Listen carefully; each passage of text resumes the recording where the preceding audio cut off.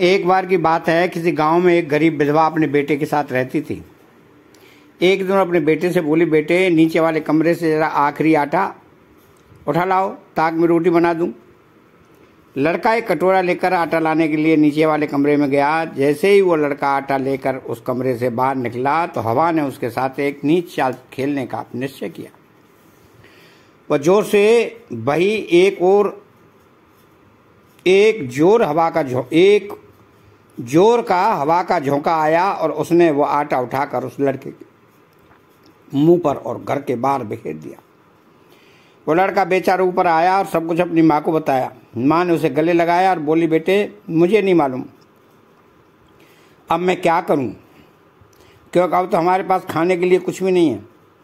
उस लड़के की माँ ने इस तरह से बताकर बड़ा किया था कि अगर कभी किसी से कोई बुरा काम हो जाए तो उसे ठीक कर लेना चाहिए। तो लड़के ने सोचा कि हवा का यह बुरा काम ठीक करना चाहिए। ऐसा सोचकर उसने तुरंत ही घर छोड़ दिया और हवा ने जो आटा फैलाया था उसके पीछे पीछे चल पड़ा। वो लड़का चलता रहा जब तक वह हवा के घर तक नहीं पहुंच गया। लड़के ने हवा को नमस्ते किया और उससे बोला, मुझे मालूम है कि तुमने मेरे साथ अभी अभी एक चाल खेली थी, पर देखो मैं और मेरी माँ बहुत गरीब हैं। तुमने हमारा आखिरी आटा उड़ा दिया है और अब हम लोग भूखे हैं। तुम्हें अपने इस काम को ठीक करना होगा और हमारा आटा हमें वापस दे देना होगा। हवा को यह सब सुनकर बहुत बुरा लगा तो उसने एक गरीब माँ और बेटे को तंग किया। वो बोला, बच्चे मुझे अपने इस काम का बहुत अफसोस है। मैं तुम्हारा आटा तो तुम्हें वापस नहीं दे सकता, पर इसके बजाय मैं तुम्हें एक और उपहार देता हूँ। तो उसने एक कपड़ा निकाला और उस लड़के को देते हुए कहा कि लो, यह एक जादुई कपड़ा है।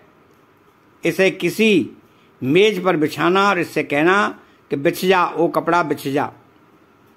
बस तुम्हें खाने की कभी कमी नहीं रहेगी। लड़के ने हवा को धन्यवाद दिया और उस कपड़े को अपनी बगल में दबा कर घर ले आया। वह बहुत देर तक चलता रहा। फिर रात हो गई तो वह रात को सोने के लिए एक सराय में रुक गया।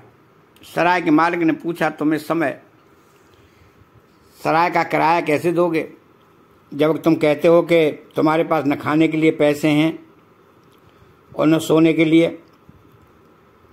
लड़के ने हवा का दिया हुआ कपड़ा मेज पर बिछाया और बोला, बिछ जा, वो कपड़े बिछ जा।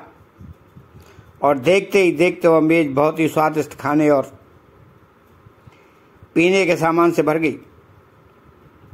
उस समय उस मेज पर उस सराय में हर रहने वाले के लिए काफी खाना था। यह देखकर सराय के मालिक ने उसे सोने के लिए अपना कमरा दे दिया। रात को उस लड़के के कमरे में चुपके से घुसा उसका वो जादुई मेजपोश उठाकर उसकी जगह ठीक वैसा ही एक मेजपोश रख दिया और कमरे में से निकल गया। सुबह उठकर लड़का अपने घर चला गया। घर आकर उसने वो जादुई मेजपोश अपनी माँ को दिखाई और बताया कि हवा ने उसे यह उपहार दिया है। अपनी माँ को अच्छी किस्मत के बारे में भी बताया। फिर वह मेजपोश मेज पर फैलाकर बोला, बिछ जा, वो कपड़े बिछ जा। पर वहाँ तो कुछ भी नहीं हुआ। माँ बोली, बेटा तुम्हें धोखा हुआ है।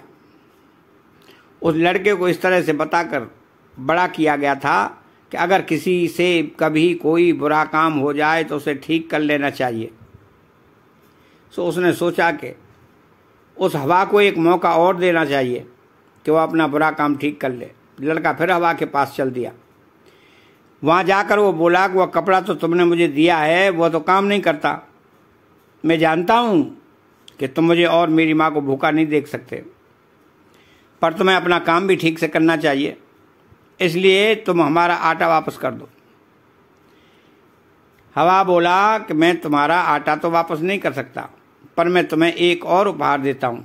कहकर हवा ने उस लड़के को एक खास बकरी दी और कहा कि देखो ये बकरी पैसे देती है, बस तुम्हें इतना कहना है कि बकरी पैसे दो और तुम्हारे पास तुम्हारी ज़रूरतों को पूरा करने के लिए काफ़ी पैसा आ जाएगा। लड़के ने हवा को धन्यवाद दिया और उस बकरी को लेकर घर चल दिया। रात को आराम करने के लिए वह फिर उसी सराय में ठहरा। सराय के मालिक ने पूछा कि तुम इस सराय के पैसे कैसे दोगे? तुम्हारे पास तो न खाने के लिए पैसे हैं और न सराय में ठहरने के लिए। लड़का सराय के बाहर गया जहाँ उसकी बकरी बंधी हुई थी। उसने बकरी से कहा कि बकरी पैसे दो। बकरी ने एक डकाल ली और उसके मुंह से बहुत सारे पैसे सिक्के निकल पड़े। सराय के मालिक ने जब यह सब देखा तो रात को उस लड़के के सो जाने के बाद उसकी बकरी को चुरा लिया और उसकी जगह दूसरी वैसी एक बकरी रख दी। सोया और लड़का उठा और अपनी बकरी लेकर अपने घर चल दिया। वहां जाकर उसने उस बकरी को अपनी माँ को दिखाया और बोला, बकरी पैसे दो। पर वहां तो कुछ भी नहीं था। उसकी माँ फिर बोली, मुझे अफसोस है बेटा कि तुमको फिर से धोखा दिया गया है। लड़के की माँ ने उसको इस तरह से बताकर बड़ा किया था कि अगर कभी किसी से कोई बुरा काम हो जाए तो उसे ठीक कर लेना चाहिए। तो उसने सोचा कि उस हवा को फिर से एक और मौका देना चाहिए ताकि वो अपना बुरा काम ठीक कर ले। तो फिर से एक बार हवा के पास चल दिया। वहां जाकर उसने हवा से कहा कि तुम्हारी बकरी पैसे नहीं देती। मुझे मालूम है कि तुम मुझे और मेरी माँ को भूखा नहीं देखना चाहते, इसलिए तुम्हें अपना काम तो कम से कम ठीक से करना चाहिए और हमारा आटा वापस कर देना चाहिए। हवा फिर बोला, मैं तुम्हारा आटा तो वापस नहीं कर सकता, पर मैं तुम्हें एक और उपहार देता हूँ। इस बार हवा ने लड़के को एक डंडा दिया और बोला कि यह डंडा तुम्हारी हर परेशानी को हमेशा के लिए दूर कर देगा। जब तुम यह कहोगे कि मारो डंडे मारो, तो यह वही करेगा जो इसे करना है। जब तुम इसे रोकना चाहोगे तो इसको बोलना, रुक जाओ वो डंडे रुक जाओ। लड़के ने हवा को धन्यवाद दिया और वह डंडा लेकर अपने घर चल दिया। वो आराम करने के लिए फिर से उसी सराय में रुका। इस बार सराय के मालिक ने लड़के से यह नहीं पूछा कि उसे पैसे कैसे देगा। उसने लड़के को ठीक से खिलाया पिलाया, अपने कमरे में सुला दिया। काफ़ी रात गए वह उस लड़के के कमरे में आया और उसकी जादू की डंडी से अपना डंडी बदलने लगा। पर इस बार वो लड़का जाग गया। उस डंडी से बोला, मारो डंडे मारो। वो ठंडी हवा में उड़ी और सराय के मालिक को मारने लगी। वह तब तक उसे मारती रही जब तक उसने यह नहीं कहा कि उसी ने उसके मेज पोश और बकरी चुराए थे और अब वह उन्हें वापस कर देगा।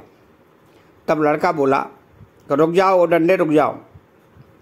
उसके ऐसा कहते ही वो डंडा रुक गया और फिर सराय का मालिक वो मेज पोश और बकरी लाने चला गया। वो दोनों चीज़ें लाकर उसने उस लड़के को दे दी। लड़के ने अपना जादू मेज पोश और बकरी और डंडा लिया और अपने घर चला गया।